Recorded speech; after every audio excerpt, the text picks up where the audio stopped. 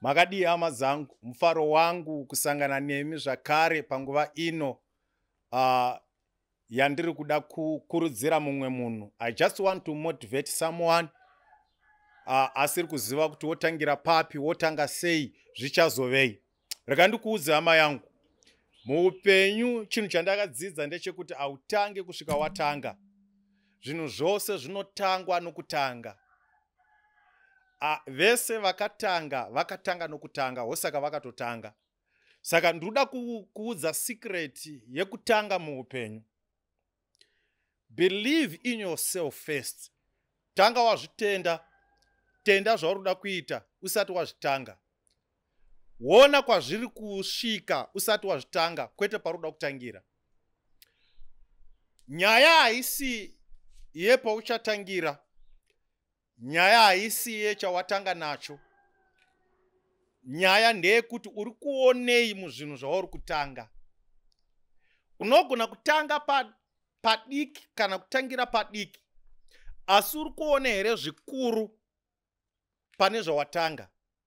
Saka chinofana kutanga chakakura vision kudarika zvinhu zviri paground. Rega ndikuratidze zvakaitwa naMwari. Mwari achitanga project yemunhu, havana kutanga nevanhu. Mwari vakatanga nemunhu, munhu mumwe chete, Adam. Kana iri church, Mwari vakatanga nemutendi mumwe chete. Kana iri company, Mwari vakatanga neproduct imwe chete. Kana dziri hembe, Mwari vakatanga nehembe imwe chete. Vakatanga naAdam. But pana Adam vaiona zvakakura, vaiona vanhu.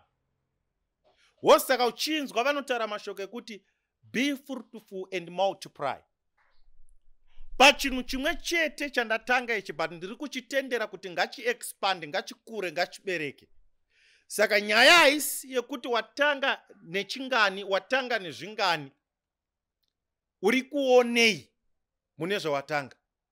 Uri kuonei pazvidiki? Uri kuona here? Une muono wakakura here pazvidiki zvauri kutanga nazvo? I just want to encourage you. Hausi kuzotanga kusvika watanga. Unoziva here kuti mweya wekusatanga ukakubata unokuratidza zvakakukomberedza kwete kwauri kuenda. It is your vision inokuratidza kwauri kuenda. But mweya wekusatanga kana wakubata unokuratidza zvakakukomberedza zvinosvara kuti usatange. Hakuna munhu akatanga zvakanaka. Tinotanga kuti zvinake, autange nokuti zvakanaka. Unototanga kuti zvizonaka. Saka usamirire kuti zvitange zvazonaka kuti utange. No, tanga ndokuti zvinake. Chii chauri kuda kuita, chii chauri kunzwa mauri. Hakuna time inonzi ndakamira time yakati, utori mutime yacho. Pawakatanga kuzvinzwa, ndo sign yekuti time yacho yanga yakwana. Mwari wenyasha akuitire zvakanaka, Mwari wenyasha akukomborerei. Ndoda kuti urambe uchitevera dzidziso dzinokukuridzira nokukuendesa mberi. I'll keep on sharing with you. I'll keep on encouraging you.